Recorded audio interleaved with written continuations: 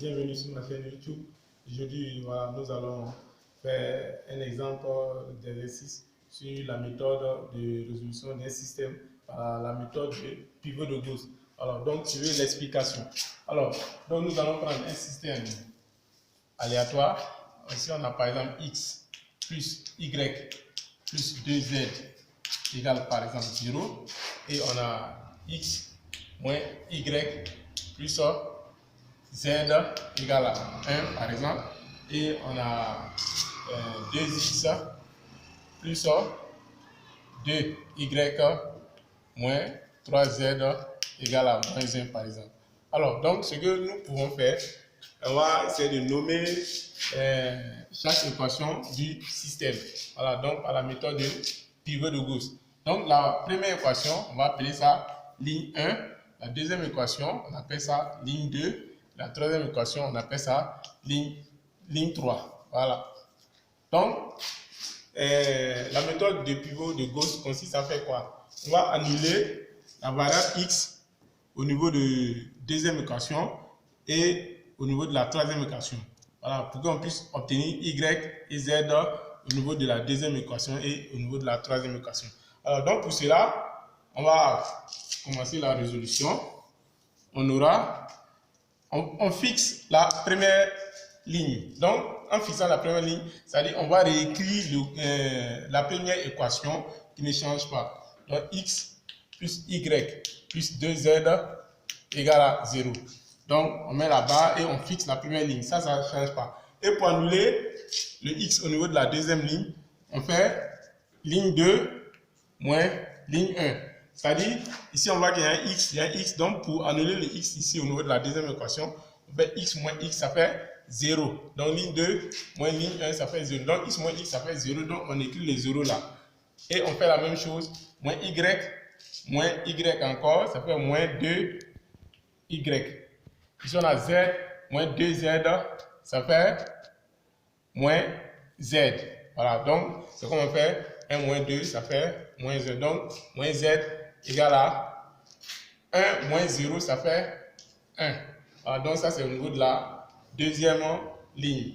Et au niveau de la troisième ligne, ce que nous allons faire, on va annuler la variable x ici. Donc, c'est comme on fait ligne 3 moins 2 fois ligne 1. Voilà, ligne 3 moins 2 fois ligne 1, puisqu'on a fixé la première ligne. Donc, si on fait ligne 3 moins 2 fois ligne 1, on fait 2x moins 2x, ça fait 0. Ici, on a 2y moins 2y. Ici aussi, ça fait 0. Voilà, plus 0. Ici, on a moins 3z, moins 2 fois 4z, ça fait moins 3 moins 4, ça fait moins 7. Z égale à, par exemple, moins 1, moins 2 fois ça, ça fait moins 1. Moins 2 fois 0, ça fait moins 1 toujours. Voilà. Donc ici, on constate que automatiquement, on a notre Z qui est là. Donc, on peut déterminer Z à partir de là. Donc, on peut revenir ici, au niveau de ce tableau-là. On va réécrire le système X plus Y. X plus y plus 2z égale à 0. Ça, c'est la première équation. Et ici, on a moins 2y moins z égale à 1. Et ici, on cherche à déterminer z. Puisque ici, on aura moins 7z moins 1. Donc ici, z là sera égal à moins 1 sur moins 7, ça fait 1 sur 7. Voilà, moins 1 sur moins 7, ça fait 1 sur 7.